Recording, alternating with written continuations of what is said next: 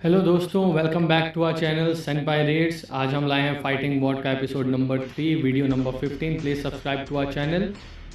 सो हम video start करते हैं कि मिस्टर किम जब सनवू को काट देता है, सनवू वो कार्ड डस्टबिन में डालकर चला जाता है और मिस्टर किम वहाँ पर सोचते हुए खड़े रहते हैं कि कब तक तुम इस फाइटिंग अरीना में नहीं आओगे, ये भी मैं देखता हूँ। बस मुझे सही वक्त का इंतज़ार करना है और सनवू सिर्फ तुम्हारा वेट करना है मुझे सही वक्त के लिए। और यहाँ पर सीन चेंज होता है।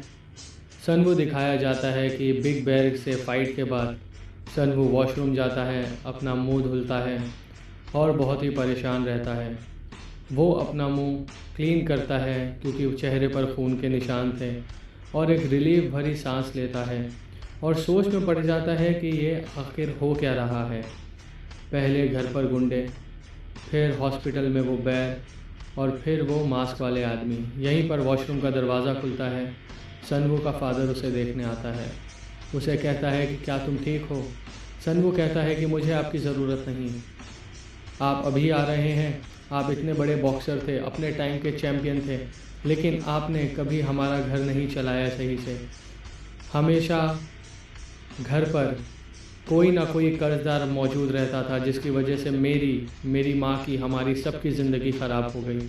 और ये सिर्फ आपकी वजह से। आप इतने बड़े चैम्पियन होकर भी आपने हमारे लिए कुछ भी नहीं किया और मैं एक टीनेजर होकर भी कुछ भी नहीं कर पा रहा हूँ।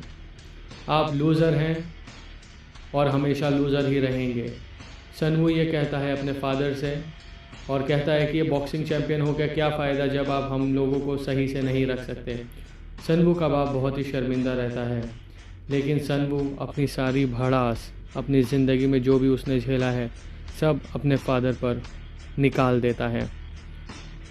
सनवू बहुत ही आयरेट रहता है, बहुत ही गुस्से में रहता है और अपने फादर को अनाप शनाप भला बुरा कहता रहता है। उसका बाप चुपचाप से कॉर्नर में खड़े रह के सुनता रहता है।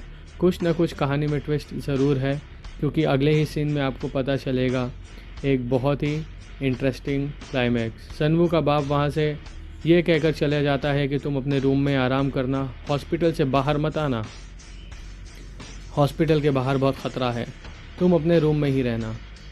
सनवू सुनता है और अपने बाप को जाते हुए देखता है। वहीं सनवू का सर चकराने लगता है, उसका सर घूमने लगता है, क्योंकि बिग बैर के साथ जो लड़ाई हुई थी, सनवू ने उसे हेडबट पे हेडबट मार मार के उसे बेहोश कर दिया था। बिग बैर का जबड़ा पूरा तोड़ दिया था। यहाँ पर सनवू का सर घूमता है और वो ज़मीन पर गिर जाता है।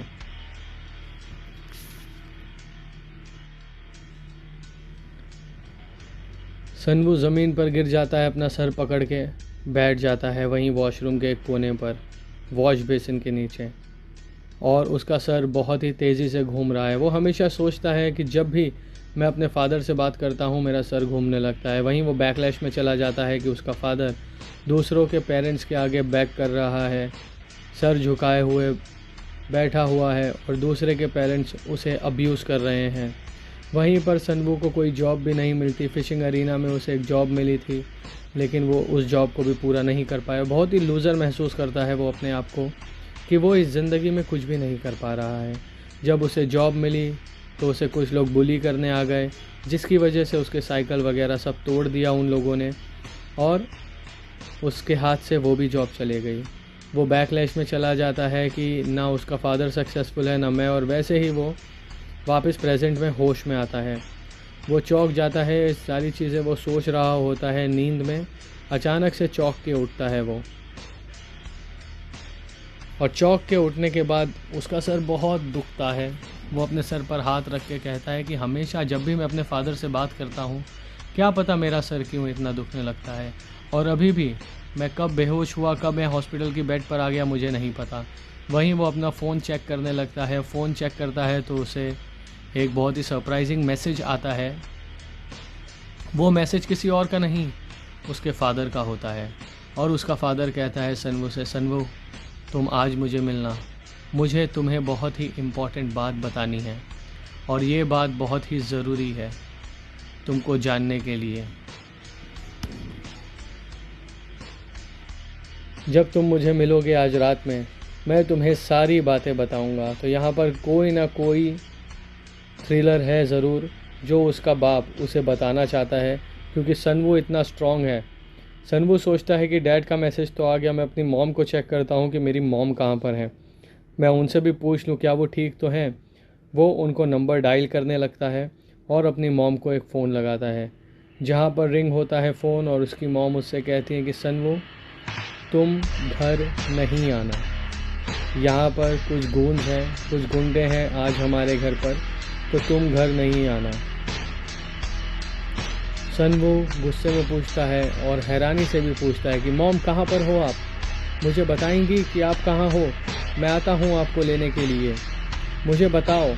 मॉम कहती है नहीं, तुम हमें ढूंढते हुए घर पर बिल्कुल ही नहीं आना, मैंने तुम्हारा रूम भी चेंज कर दिया है एक डमी नाम के साथ में, मैं और डैडी बिल्कुल सेफ़ हैं। मैं एक पेट्रोल पंप के बाजू वाले मोटेल में रुकी हुई हूँ, जहाँ पर मैं बिल्कुल ही सेफ़ हूँ, और इसलिए मैंने तुम्हें भी दूसरे वार्ड में शिफ्ट कर दिया है, जहाँ पर तुम्हारा नाम भी चेंज कर दिया है, जहाँ तुम्हें कोई भी परेशान नहीं करने आ सकता। सनवू ये सुनता है, सुनकर हैरान होता है कि मॉम डैड ने मुझे तो साइड में कर ही दिया, मुझे सेफ कर ही दिया, और मॉम खुद भी कहीं छुपी हैं, और डैडी कहाँ हैं इसका कोई पता नहीं है। अगले ही क्लिप में वो भागते हुए नज़र आता है कि वो कहीं पर कोई जगह पर भाग रहा है। फिर उसका फ़ोन रिंग होता है, उसे डैड का कॉल आता है। जी हाँ, उसके डैड का उसे कॉल आता है दोस्तों। सनवू वो कॉल रिसीव करता है कि डैड ने अचानक से मुझे कैसे कॉल कर दिया। वहीं उसे न्यूज़ मिलती है कि उसका डैड बहुत ही बुरी तरीके से कंस्ट्रक्शन साइट पर घायल हो गया है। उसके डैड को बहुत सारी चोटें लगी हैं, वो हिल भी नहीं पा रहे हैं, और वो कंस्ट्रक्शन साइट पर गिर गए हैं, अनकॉन्शियसली गिर गए हैं।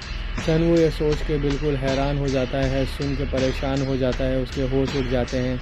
वहीं वो पिछले सीन में अपने डैड को चिल्ला रहा था कि आपकी वजह से हम कुछ नहीं कर पाए, लेकिन यहाँ पर उसके डैड की हालत वाकई बहुत बुरी रहती है। वो अनकॉन्शियस होकर गिर जाते हैं वहाँ पर कंस्ट्रक्शन साइट पे, और उन्हें जल्द से जल्द नियर बाय हॉस्पिटल ले जाया जाता है।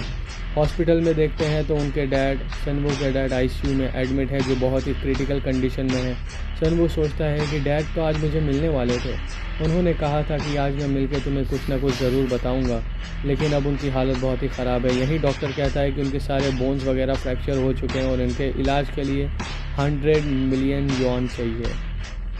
और ये सुनते ही सनवू को सदमा लग जाता है कि 100 मिलियन युआन कहाँ से लेकर आऊँगा मैं इतना सारा पैसा, मैं तो अभी सिर्फ एक टीनएजर हूँ, मेरे पास ना जॉब है, ना मैं सही से पढ़ाई कर पाता हूँ, मैं इतना पैसा कहाँ से आऊँगा। सनवू की आंखें भर आती हैं, वो कोना पकड़ के रोने लगता है कि अब मैं पैसा कहाँ से लाऊँगा, मॉम वहाँ पर छुपी हुई हैं, डैड की हालत ख़राब है, और मुझ पर सारी जिम्मेदारी आ गई है कि 100 मिलियन युआन कहाँ से लाऊँगा। वहीं वो अपना सर पकड़ के रोने लगता है, लेकिन थोड़े ही देर बाद उसे एहसास होता है, जी हाँ, अगर आप लोग वहाँ तक पहुँच गए हैं तो मैं जान रहा हूँ कि आप सब इस मांगा में मेरे साथ ही चल रहे हैं। उसे ध्यान आता है कि वो रेड कार्ड जो उसे मिस्टर किम ने दिया था वो उसने डस्टबिन में फेंक दिया।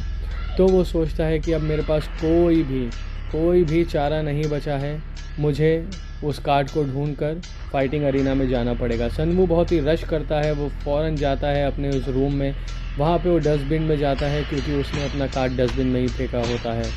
लेकिन जैसे ही वो डस्टबिन के पास पहुँचता है, डस्टबिन को ग्रैब करता है, ग्रैब करने के बाद वो डस्टबिन में देखता है तो डस्टबिन में कुछ भी नहीं होता, वो डस्टबिन पूरा खाली रहता है। सनवू दोबारा से मुसीबत में पड़ गया। यहाँ पर उसे एक अपॉर्चुनिटी नज़र आई थी कि वो कार्ड लेकर उस कार्ड पर जो नंबर दिया हुआ है उस पर वो कॉल कर लेता और फाइट करके अपने बाप की जान बचा सकता था।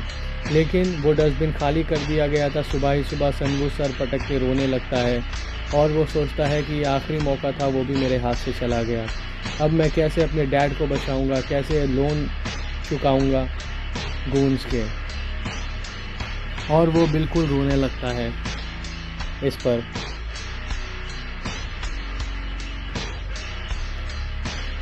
सनवू रोने लगता है कि अभी कोई आस कोई चारा नहीं बचा है। लेकिन वहीं मिस्टर किम की एंट्री होती है। वो सनवू से कहते हैं कहीं तुम ये तो नहीं ढूंढ रहे। सनवू पीछे मुड़ के देखता है तो ये मिस्टर किम की आवाज़ आती है। मिस्टर किम उसे रेड कार्ड दिखाते हैं और कहते हैं मुझे तो लग रहा है कि शायद तुम यही ढूंढ रहे हो, लेकिन तुम फिक्र मत करो, मैं हमेशा से ही तुम्हारे आसपास था और मैंने देखा था और मुझे लगा ही था कि तुम ज़रूर कभी ना कभी ये कार्ड लेने आओगे। तो क्या तुम मेरे लिए फ़ाइट करोगे? मिस्टर किम सनवू से कहते हैं। सनवू कहता है कि अब तो मेरे पास कोई भी चारा नहीं है, मैं तुम्हारे लिए तो फ़ाइट करूँगा ही। मिस्टर किम कहते हैं मेरे लिए नहीं, मेरे बॉस के लिए फ़ाइट करना। सनवू कहता है कि इनाम में क्या मिलेगा? तो मिस्टर किम कहते हैं 10 अरब युआन। ये सुनते ही सनवू के होश उड़ जाते हैं। वो कहता है कि इससे तो मैं इलाज वगैरह सब करवा लूँगा। दोस्तों, अगर आपको एपिसोड पसंद आया है तो ज़रूर इसे सब्सक्राइब कीजिए चैनल को और वीडियो को ज़्यादा से ज़्यादा शेयर कीजिए।